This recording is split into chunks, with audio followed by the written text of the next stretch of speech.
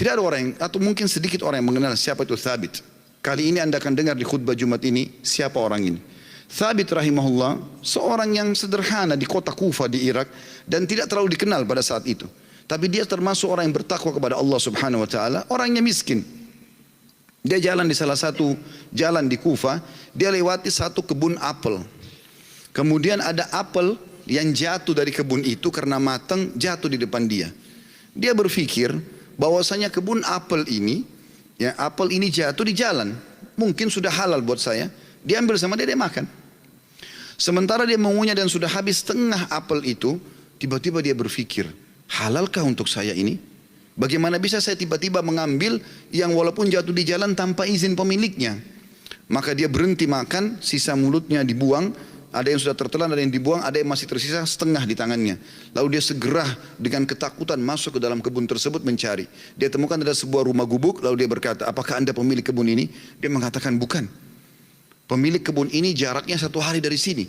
Kata orang penjaga kebunnya, kenapa? Dia bilang, saya tadi mendapatkan apel jatuh di sini, kemudian saya makan setengahnya. Saya pikir karena jatuh di jalan, mungkin halal buat saya. Tapi tiba-tiba saya ketakutan sekali. Takut Allah hisab dengan apel ini. Tolong Anda halalkan.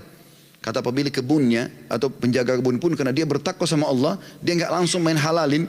Dia mengatakan, sungguh tidak ada di tangan saya wenan itu. Pemilik kebun ada 1 hari dari sini. Kata Thabit rahimahullah, demi Allah saya akan datang ke sana. Jalan sehari semalam jalan kaki hanya untuk mencari kehalalan setengah apel yang sudah dia makan. Karena takutnya dihisab hari kiamat. Begitu dia datang ketemu sama pemilik kebun itu, kemudian pemilik kebun itu ditanya sama dia, Thabit bertanya, apakah Anda pemilik kebun yang ada di sini dan di situ? Dia mengatakan iya. Dia bilang, saya jauh-jauh datang sehari semalam perjalanan karena kemarin kejadiannya begini. Saya temukan ada apel jatuh satu dari pohon Anda di jalanan, lalu saya memakannya karena saya lapar. Kemudian saya tiba-tiba ketakutan pada saya sudah makan setengah. Setengahnya sudah ada sebagian saya makan, sebagian sudah saya buang, ini setengahnya tersisa. Walaupun sudah busuk saya tetap bawa. Tolong halalkan. Orang tersebut melihat halal gitu. Lalu kemudian dia mengatakan, pemilik kebunnya mengatakan, apakah kau jauh-jauh datang untuk itu? Dia bilang iya. Kata pemilik kebunnya, saya akan halalkan sama kamu tapi dengan satu syarat.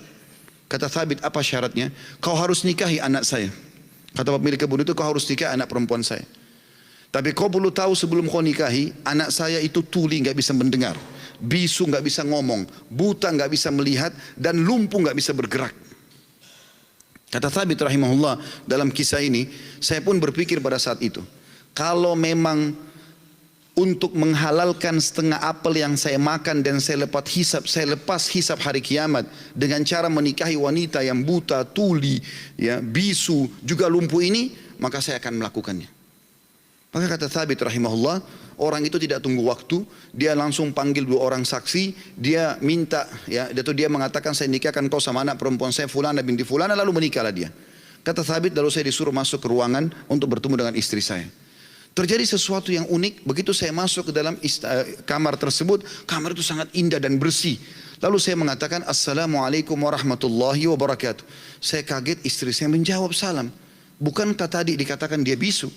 Kemudian saya mendekati dia, kemudian saya mengulurkan tangan saya, dia mengulurkan tangannya untuk menjamah tangan saya.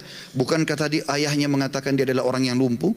Kemudian pada saat saya salam, dia menjawab, berarti dia mendengarnya, berarti dia bukan tuli. Lalu saya mengatakan, tadi waktu saya ditawarkan nikah sama ayahmu, dikatakan kau itu buta, kau itu tuli, kau itu bisu, kau itu lumpuh. Tapi kau bisa jawab dan dengar salam saya, kau jamah tangan saya. Bagaimana penjelasannya? Kata perempuan tersebut, benar perkataan ayah saya. Mata saya memang buta karena selama ini saya belum pernah melihat sesuatu yang haram. Saya buta dari yang haram. Telinga saya tuli dari sesuatu yang haram karena sampai detik ini belum pernah telinga saya dengar yang haram. Lisan saya bisu dari sesuatu yang haram karena tidak pernah saya ucapkan kecuali yang halal atau yang boleh saja. Dan tubuh saya tidak pernah tersentuh kecuali yang halal. Dan ayahku memilihmu sebagai suamiku karena kau telah takut kepada Allah dan meninggalkan yang haram.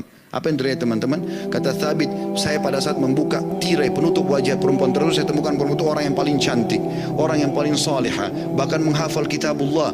Dan subhanallah, dari keberkahan pernikahan yang meninggalkan yang haram itu, lahir seorang ulama muslimin, Abu Hanifah rahimahullah.